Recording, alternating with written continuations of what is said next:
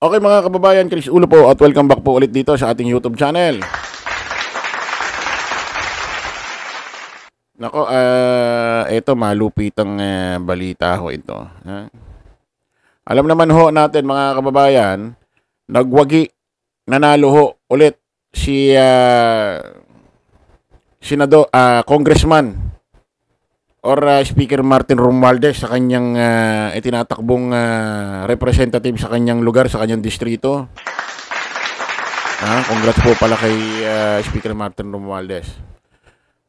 Alam naman na ho natin din, ito hong si Congressman Pulong Duterte, nanalo pa rin ho ulit sa kanyang representative sa kanyang distrito, lugar dyan sa Davao, sa District 1, kung hindi ako nagkakamali. Kahit ho nasangkot ho siya sa controversial na video na kung saan nakita doon na nanakit, natakot, mag-aamba pang mananaksak ho ng di umano'y bugaw daw, wala hong epekto. Talagang nanalo pa rin ho ito si Congressman Congressman Pulong Duterte sa kanyang distrito, District 1 dyan sa Davao. Matindi talaga, malakas talaga itong mga Duterte dyan sa Davao. Talagang, bahala kayo. Probinsya nyo naman yan. Okay, ngayon mga kababayan, may usap-usapan kasi na kung saan, paalisin o mapapalitan daw sa pwesto itong si Speaker Martin Romualdez sa kanyang posisyon bilang speaker.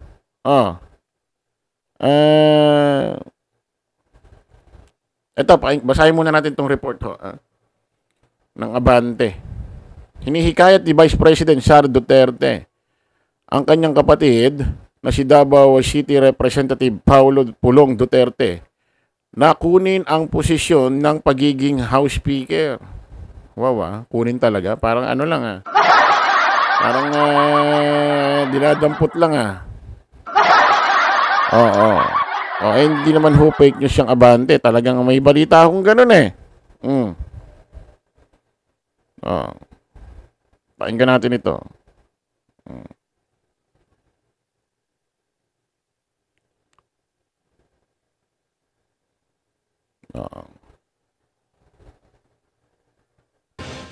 Matapos ang eleksyon, umuugo ang posibilidad ng pagpapalit ng liderato sa Kamara at Senado.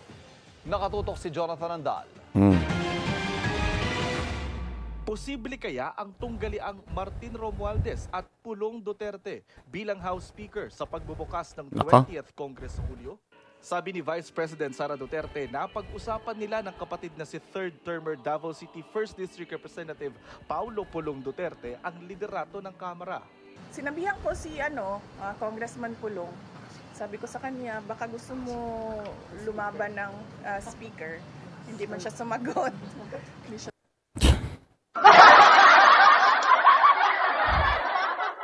Baka si BP Sara, akala mo may kapangyarihan sa Congress no? Gusto mo bang maging kunin yung posisyon ng Speaker of the House? Akala mo akala mo siya talagang may may alam mo ba yun? Gusto mo? Sige, bigay ko siya yan. Parang ganun no? Parang ganun yung dating tuloy natin. Hindi siya sumagot. Iniisip din niya siguro yung chances niya na manalo. Well, sinabi ko sa kanya, kung hindi ka manalo ng may chances daw manalo. Kasi mga kababayan, bago ho mailuklok ang isang kongresista or mambabatas diyan sa loob ho ng House of Representative doon sa Kamara, may mangyayari yung botohan or pirmahan. May mangyayari yung botohan pirmahan. Kung sakali ho ito lalaban si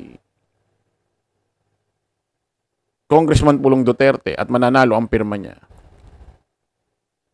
parang mapapatunayan na yung ginawang pagpirma ng 250 na mambabatas para ma-impeach si BP Inday Sara Duterte sa House of Representatives para bang ang dating ano lang yun, kumbaga parang pinilit lang. Kasi lalabas dito, pag nanalo si Congressman Pulong Duterte bilang Speaker of the House, maraming maka-Duterte dyan. Tapos may pumirma kay BP Inday Sara na 215. So, ano yun? Di ba? So, kung mananatili, maraming boboto pipirma pa rin, mananatili kay Speaker Martin Romualdez na siya gusto pa rin Speaker ng Kamara, pinagtitibay talaga rin na yung pumirma ng mambabatas no 115 para ma-impeach si BP Inday Sara Duterte, solid. Talagang against sila sa mga ginagawa ng mga Duterte. Hindi sila nagtitiwala. Nakukuha nyo ibig sabihin? Mga DDS, naintindihan nyo?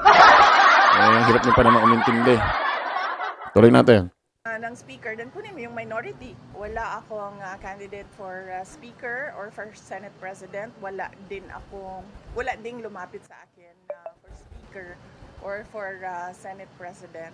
Pero tiwala ang mga kaalyado ni Speaker Martin Romualdez na mananatili siya sa pwesto. Sabi ni Deputy Speaker JJ Suarez, meron ng 240 na bagong halal na kongresista ang pumirma sa Manifesto of Support para kay Romualdez.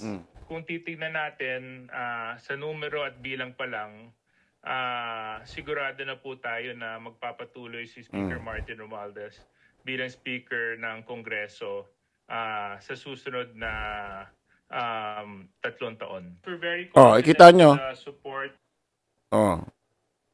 Sigurado na itong bago ulit na naduktungan, nanalo ulit na si Congressman Speaker Martin Romualdez, sure na siya pa rin ulit ang magiging House Speaker sa darating na 3 taon hanggang 2028. May pumirma na raw kung ako nagkakamali, 214 or 240. 214 or 240. Tuloy natin. Na pinakita ng mga partido. Ang mga pumirmang mambabatas galing daw sa 4 na malalaking partido. National Unity Party, Nationalist People's Coalition, Nationalista Party, Partido Federal ng Pilipinas, at ang partido ni Romualdez na Lakas CMD na may mahigit 100 kongresista. Sumusuporta rin daw kay Speaker ang grupo ng mga party list sa Kamara. Napaka-critical po yung susunod na 3 taon para sa ating bansa. Totoo. At napakahalaga na stable at nagkakaisa ang Kongreso behind our President Ferdinand Bongbong Marcos. Kahapon, nagpulong ang mga lider ng mga partido sa Kamara pero hindi raw yun loyalty check. It's more of a meet and greet. Sa Senado, may ugong na sa pagbabalik ni dating Senate President Tito Soto. Ayan, kay Tito siya na yan, mga kababayan. Alam niyo, totoo totoo itong sinabi ng isang mambabatas dito na critical ang susunod na 3 taon. Kasi ngayon pa lang yan, may mga tatakbo na ulit na mga kongresista sa 2028. Yung mga dosing na tira naman ngayon na senador na hindi napalitan, yun naman yung papalitan sa 2028. At alam naman natin sa 2028, yan na ho yung botohan ng bagong Vice President at Presidente. Nako, aloko na.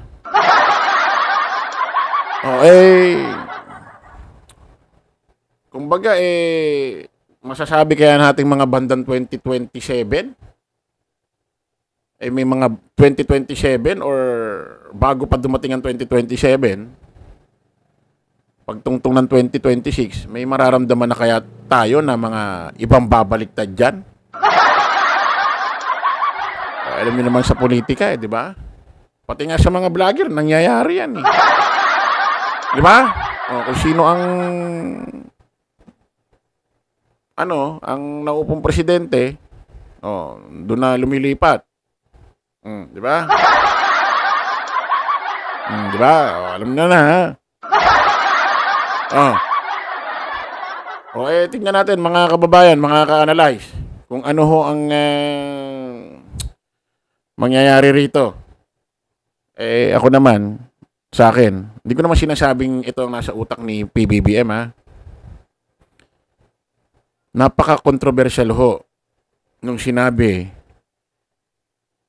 Napaka-controversial, makahulugan ho yung sinabi ni Pangulong Bongbong nakaraan about sa subway. Hindi ko makakalimutan ito. Bago siya bumaba sa kanyang pwesto, wala siyang sinabing taon ha, wala siyang sinabing taon. Bago siya bumaba sa pwesto, meron ng umaandar na subway. 2025 ngayon. 2026, 2027, 2028. Oh. Tingin nyo ba may umaandar ng subway niyan? Yung ginagawa nga sa from Trinoma, Quezon City to San Jose del Monte, Bulacan na MRT7, ang dadaanan Commonwealth, ganyan-ganito. Hanggang ngayon, wala pang di pa gawa. Nasa taas na yun ha. Paano pa nasa ilalim ng lupa yung subway? Critical gumawa ng mga construction dyan. Sabi ni PBBM, bago ako bumaba sa pwesto, may umaandar ng subway. Wala naman ako sinasabing bababa si PBBM hindi 2028. Ang batayan yung umaandar na subway. Wala naman sinasabing ganon. Diba? Okay, maraming salamat po mga kababayan. Kita-kita ulit tayo sa panibagong vlog. Maraming salamat po. Bye-bye.